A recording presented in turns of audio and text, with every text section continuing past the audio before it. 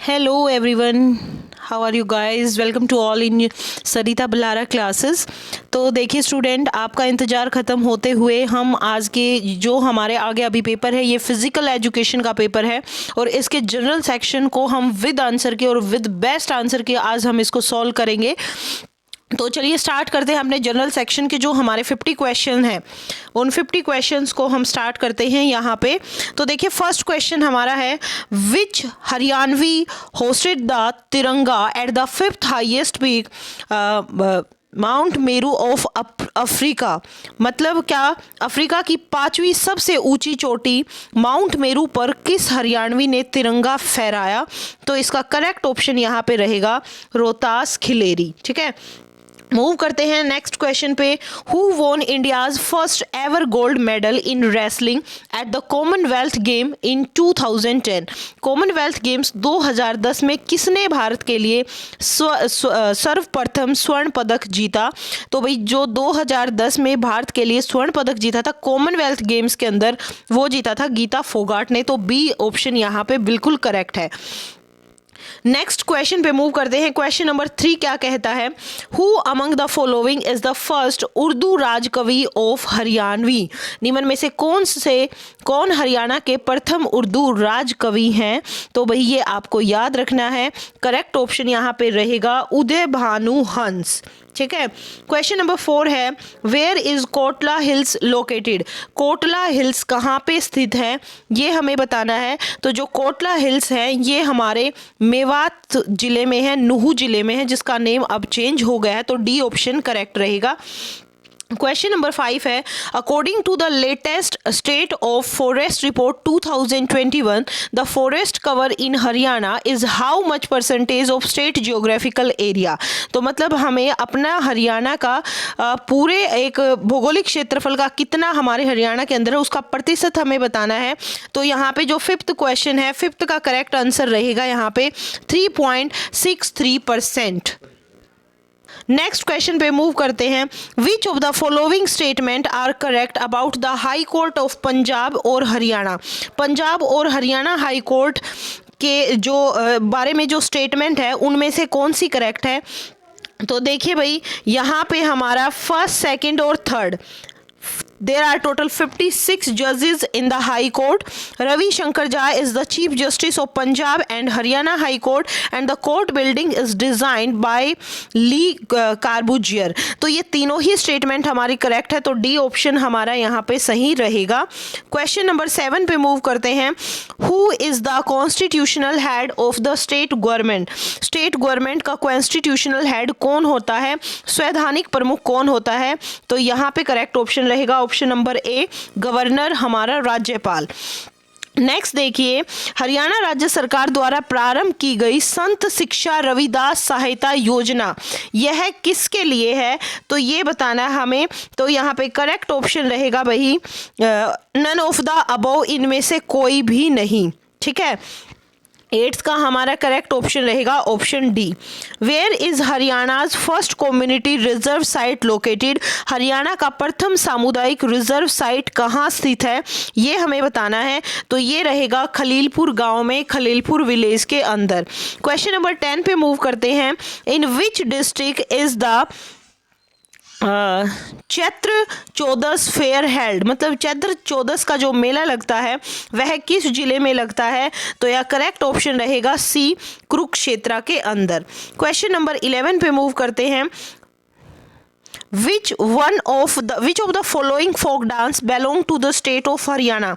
मतलब निम्न में से कौन सा लोक नृत्य हरियाणा राज्य का है ये हमें बताना है।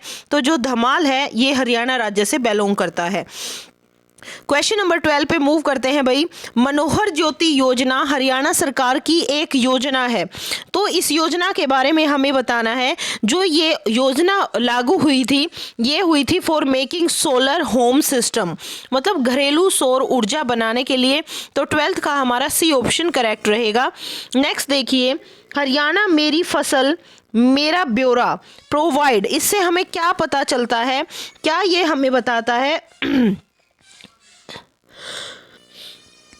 तो करेक्ट ऑप्शन यहाँ पे रहेगा 13 का हमारा करेक्ट ऑप्शन है student B, farmer login apply to get coupon to sell crop, मतलब कृषकों का लॉगिन फसल बेचने हेतु और पाने के आवेदन हेतु ये एक हमारे जो है पोर्टल स्टार्ट किया गया है।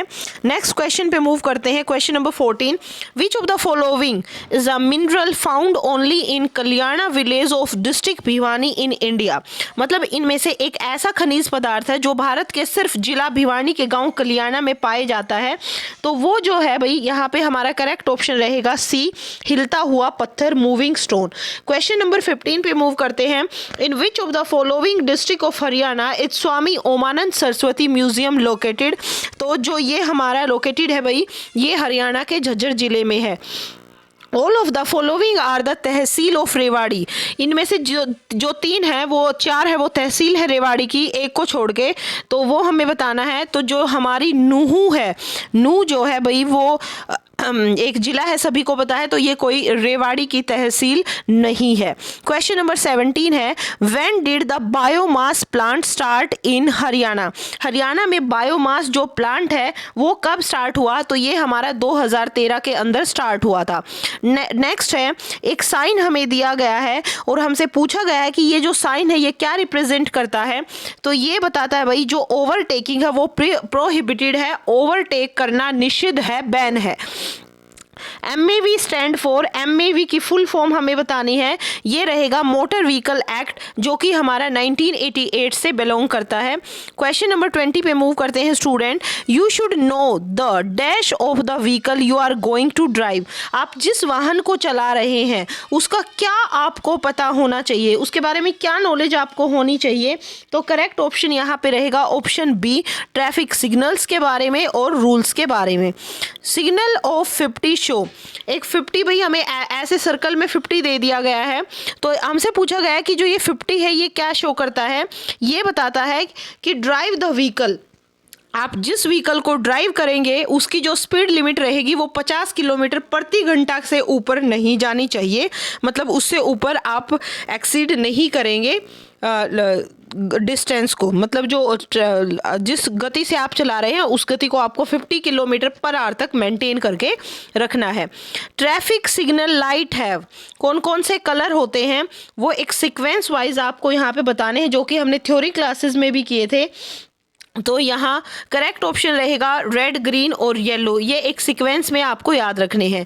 क्वेश्चन नंबर 23 है भाई, observable behaviour which a teacher can use in the class to bring home to the pupil an idea और पॉइंट इज टेक्निकली कॉल्ड, मतलब प्रेक्षण योग्य व्यवहार जिसे एक शिक्षक छात्र को एक विचार या बिंदु पर लाने के लिए कक्षा में उपयोग कर सकता है, तकनीकी के रूप में उसे क्या कहा जाता है, तो यहाँ पे जो करेक्ट ऑप्शन हमारा रहेगा वो रहेगा A, that is the teaching skill. Question number 24 पे मूव करते हैं। सेक्शन 10, सेक्शन जो 10 है, क्वेश्चन है भाई section 10 of the right of children to free and compulsory education act 2009, ये किस चीज़ से डील करता है, तो ये डील करता है कि जो ये राइट टू एजुकेशन है, बच्चों के लिए फ्री और कंपलसरी एजुकेशन है, ये ड्यूटीज़ है हर पेरेंट्स की और गार्जियन की कि वो अपने बच्चों को ये एजुकेशन दिलवाएं। क्वेश्चन नंबर 25 पे मूव करते हैं। Which of the following is are the function of SMC, school management committee का फंक्शन हमसे पूछा गया है भाई, तो 25 का जो करेक्ट ऑप्शन रहेगा वो सारे ही करेक्ट हैं। All of the above, monitor the working of the school, prepare and recommend a school development plan, monitor the utilization of the grant, तो हमारा डी ऑप्शन यहाँ पे करेक्ट रहेगा। नेक्स्ट हम मूव करते हैं क्वेश्चन नंबर 26 पे।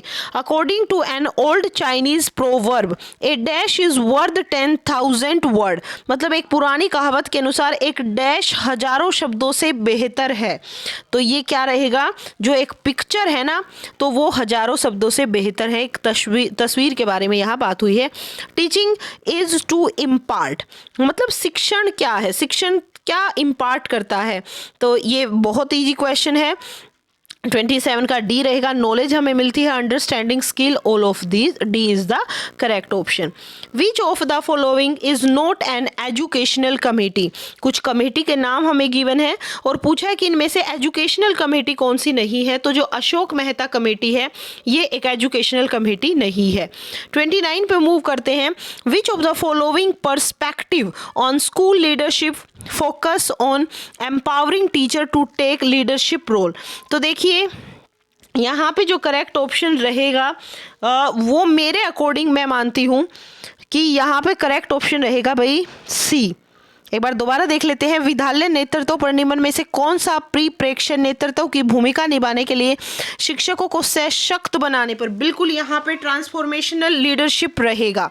ठीक है, नेक्स्ट मूव करते हैं। If A primary school has a total enrolment, मतलब एक प्राइमरी स्कूल के अंदर 98 स्टूडेंट का एनरोलमेंट हुआ है, तो वहाँ पे कितने टीचर को अपॉइंट किया जाएगा गवर्नमेंट के थ्रू उस स्कूल के अंदर, तो यहाँ पे हमारा करेक्ट ऑप्शन रहेगा 30 का भाई, ये रहेगा C, 4 + 1 head teacher. No teacher will engage in, कोई भी शिक्षक किस में एंगेज नहीं होगा, तो ये all of the above taking private tuition में संलग्न नहीं होंगे, बच्चों को शारीरिक दंड नहीं दिया जाएगा और कक्षा में लैंगिक आधार पर सामाजिक भेदभाव में भी कोई टीचर संलग्न नहीं होगा, तो डी ऑप्शन हमारा करेक्ट रहेगा। नेक्स्ट देखिए question number 32। RIE, CIET, NIE और PSSCIV are the constitute unit of, ये सारी यूनिट वही किसकी यूनिट है, किसके नीचे ये सारी यूनिट काम करती हैं, तो यहाँ करेक्ट ऑप्शन रहेगा ये सारी हमारी NCERT की यूनिट है। फुल फॉर्म RTE एक्ट सभी को पता है, इजी क्वेश्चन था। Right of children to free and compulsory education act, तो डी ऑप्शन 33 का डी ऑप्शन हमारा करेक्ट है। क्वेश्चन नंबर 34 पे मूव करते हैं। The chief responsibility of the principal is to, तो यहाँ पे थोड़ा सा डाउट है, यहाँ पे ए और बी इनमें से कोई एक करेक्ट रहेगा, क्योंकि ऊपर के दोनों ही काम हमारे प्रिंसिपल की रिस्पॉन्सिबिलिटी होती है एक स्कूल के अंदर। क्वेश्चन नंबर 35 पे मूव करते हैं। Will board exam for grade 10th and 12th B continue in NEP 2020, तो क्या ऐसा बोला गया है कि इनकी बोर्ड की क्लासेस जारी रहेंगी न्यू एजुकेशन पॉलिसी के अकॉर्डिंग भी, तो यहाँ हमारा करेक्ट ऑप्शन होगा यस, बोर्ड क्लासेस जारी रहेंगी और बिल्कुल सेमेस्टर सिस्टम में जारी रहेंगी। ठीक है, नेक्स्ट देखिए। The vocational education will start, किस क्लास से स्टार्ट करने की बात कही गई है हमारी न्यू एजुकेशन पॉलिसी 2020 के अंदर, तो ये क्लास 8 से हमारी जारी रहेंगी। How to achieve NEP 2020 for equitable and quality education for girl children, सिर्फ गर्ल चिल्ड्रन की बात हुई है, तो ये जो यहाँ पे हमारा डी ऑप्शन है, इन सारों के थ्रू ही हमें लड़कियों के लिए, बालिकाओं के लिए समान और गुणवत्तापूर्वक शिक्षा प्राप्त करनी होगी। क्वेश्चन नंबर 38 पे मूव करते हैं स्टूडेंट।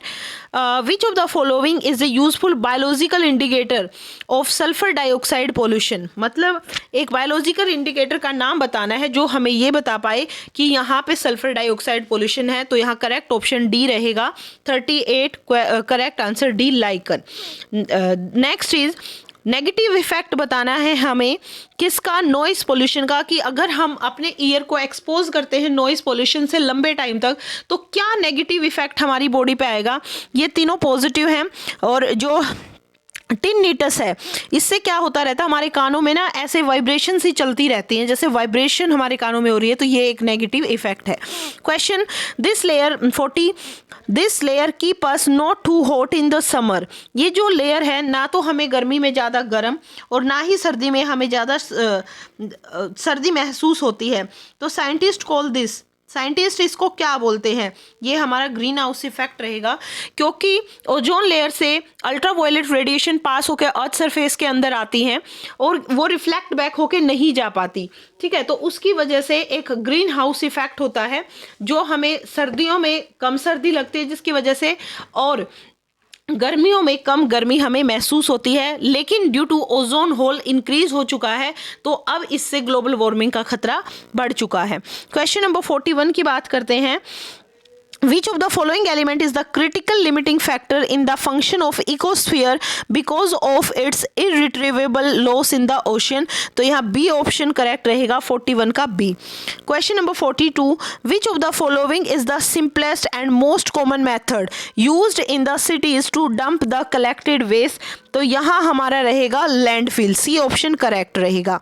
ग्लास कंटेनर को हम यूज़ नहीं करते फॉर सैम्पलिंग रेन वाटर. तो इसके पीछे रीजन क्या है? क्योंकि जो ग्लास कंटेनर है सी रहेगा भाई, वो अफेक्ट करता है रेन के वाटर के पीएच को. क्वेश्चन नंबर 44 पे मूव करते हैं. Main M of watershed management strategy of India is. Main M उसका क्या है? तो मेन एम है हमारा सोयल को कंजर्व करके रखना. Question number 45. Which of the following gas is generated when the matter inside the sanitary landfill break down? कौन सी गैस जनरेट होगी अगर मैटर सैनिटरी लैंडफिल के अंदर ब्रेक डाउन हो जाता है? तो भाई वो जनरेट होती है मीथेन गैस. 46 पे मूव करते हैं. Solar energy is receive by the earth through. किसके थ्रू, कौन से प्रोसेस के थ्रू सोलर एनर्जी रिसीव होती है अर्थ पे? तो वो है हमारा radiation. 47. According to E P Odum the light absorb by the plant cover in term of kilo calorie per metre square per day is how much?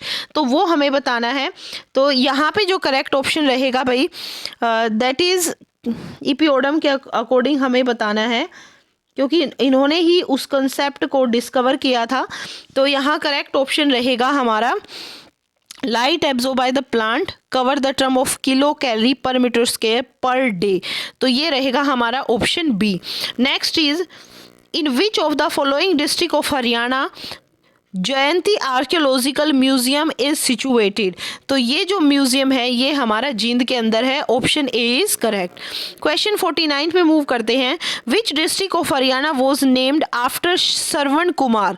तो श्रवण कुमार के बाद जो नाम रखा गया था वो सोनीपत डिस्ट्रिक्ट का रखा गया था. D option.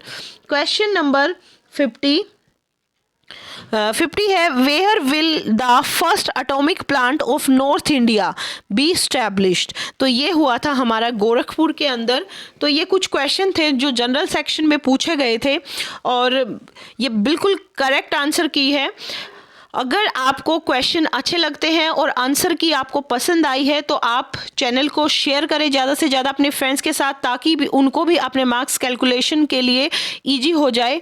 और चैनल को शेयर करें, वीडियो को लाइक करें और ज़्यादा से ज़्यादा इसको सब्सक्राइब कीजिए. Thank you everyone.